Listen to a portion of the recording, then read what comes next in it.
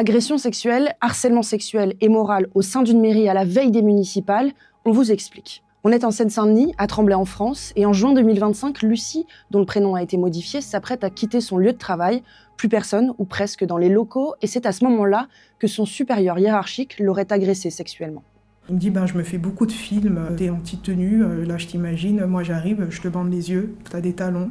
Et il est vraiment très proche de moi, j'arrive à sentir du coup son odeur, son haleine, etc. Et il dit je t'attrape comme ça, je te saisis au cou. Et du coup il pose sa main sur mon cou. J'étais tétanisée, encore. Cette scène, Lucie va alors la décrire à sa DRH. Mais rien ne se passe, ou presque. On propose seulement à la jeune femme de 33 ans 3 jours de télétravail par semaine, toujours sous l'autorité de celui qu'elle accuse. Lucie rédige alors un signalement à la mairie. T'es sexy aujourd'hui. Tu connais la position sexuelle du camion ? Je suis sûre que tu sais zouker, toi. Viens, on zouk. Au-delà de l'agression présumée, Lucie dénonce le harcèlement sexuel quotidien dont elle serait victime, et elle serait loin d'être la seule. Avant Lucie, Sarah, une autre salariée de 35 ans, quitte son poste et porte plainte contre le même supérieur. Il est 8h05, par exemple, quand il lui envoie ce texto. Sarah sature, signale son mal-être, se met en arrêt, mais la mairie finit quand même par la licencier pour inaptitude. Je suis pas inapte à travailler en fait. Mon travail, je sais très bien le faire, je peux encore le faire. C'est les conditions, l'environnement toxique qui est vraiment pesé. Je me suis sentie finalement en insécurité, abandonnée par ma hiérarchie.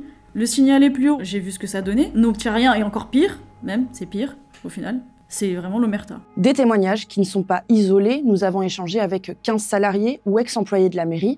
Tous ont confirmé ces propos sexistes et sexuels, harcèlement moral ou encore management toxique de ce supérieur. Depuis 2021, une salariée sous sa direction a été reconnue en maladie professionnelle, 4 autres victimes d'un accident de service et au total, 8 signalements ont été envoyés à la direction de la municipalité sans suite ni réponse la plupart du temps. En septembre dernier, les salariés espèrent que les choses vont enfin bouger.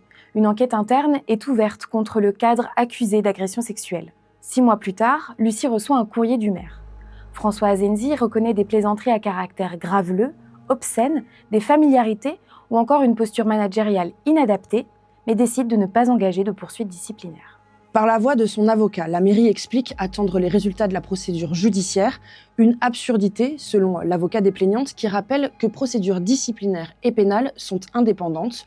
Lucie, elle, se dit sidérée et vit cette décision comme une nouvelle violence. Aujourd'hui encore, il est présent sur les événements, dans les affiches, dans les meetings, bras dessus, bras dessous, sur les publications de la ville de Tremblay en France. Vraiment en toute impunité. C'est injuste ce qui se passe. Le supérieur mis en cause n'a pas répondu à nos sollicitations. On rappelle qu'il est pour l'instant présumé innocent.